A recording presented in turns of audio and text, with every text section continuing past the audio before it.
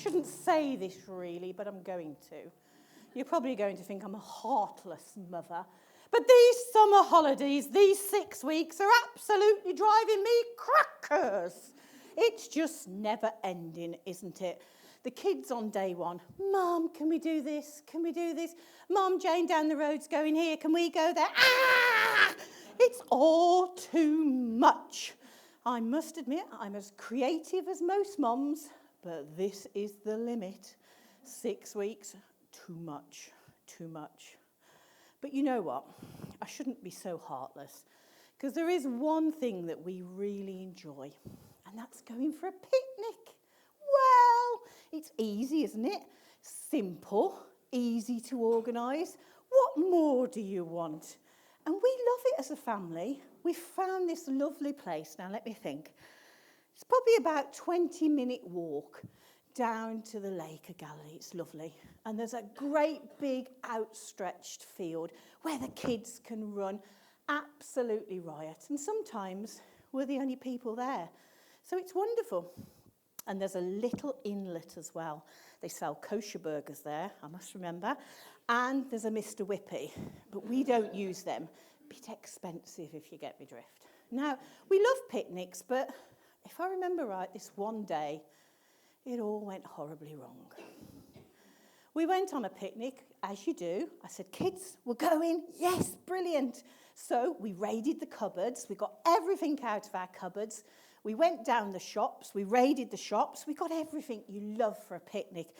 You know, there's the ginsters, pork pies, cheesy Wotsits, frazzles, egg sandwiches. Oh, absolutely everything. Oh, and also a box of fondant fancies. We always have to have a box of fondant fancies. Absolute treat.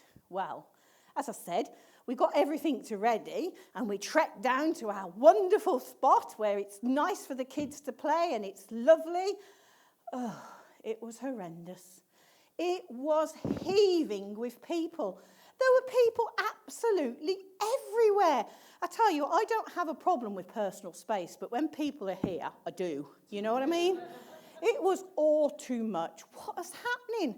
We found a little spot. It was probably only 1 metre or 2 metres, and we settled down and we got the picnic basket out, and I looked to me right and me left, and to me right there was the Nightmare family. I tell you, they were like a herd of pigs. And as for the language, well, I'm not even going to go there. It was horrendous. But we carried on, we settled down, and I could just see over the way the reason why people were here. There was somebody, a healer or somebody called Jesus was coming to talk to the people and heal people. That's why everybody was there. I thought, got a bad knee, got a bad back. I might be able to cash in on this one if I get down to see him. However, it never did happen. I never got down there, but never mind.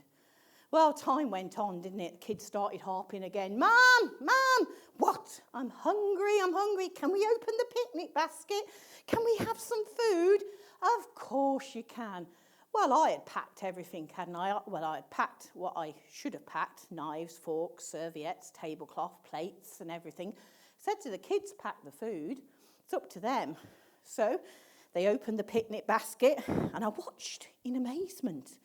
Out came the Pokemon cards, the Game Boy, the colouring book, the Barbie doll.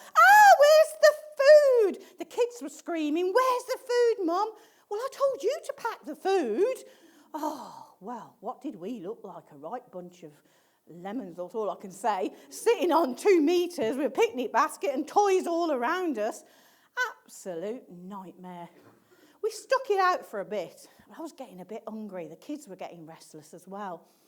I noticed round about everybody else was moaning as well. They were sort of like wanting to go home. They were getting hungry and wanted to go. And I heard Jesus' sidekicks on the left of me saying, we've got to send them home. They're hungry. We've got no food to feed them. Send them home.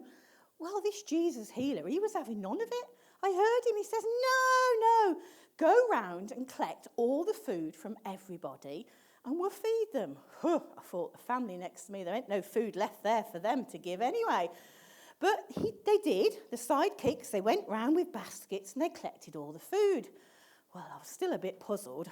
And then I noticed Jesus took out these 5, they looked like 5 Hovis loaves. Goodness, they weren't very big at all. And he started to break them up. And then he held them up, and I could see he was saying some sort of prayer. He was giving thanks for them and breaking them and putting them in the basket. Well, this never stopped. It went on and on and on. And then he took a couple of fish as well, and they just started to multiply and go in these baskets. And it was passed all round to us, and I tell you, I ate so much. I was so full. Even the family next to me were bursting. It was absolutely amazing. And I just stood in awe. What on earth had just happened? What had Hyde just witnessed? Was that a miracle? What was it? Wow. Well, the kids, they weren't bothered, were they? They just started to play with the toys and make a noise, and they'd eaten and they were getting restless. So we packed all our things up and we went home. And when I got home, I told my husband all about it. I told him about the never-ending bread and the never-ending fish and Jesus' sidekicks. And he was a bit dubious, you know. He weren't quite sure. But you know what? He was a very, very happy man.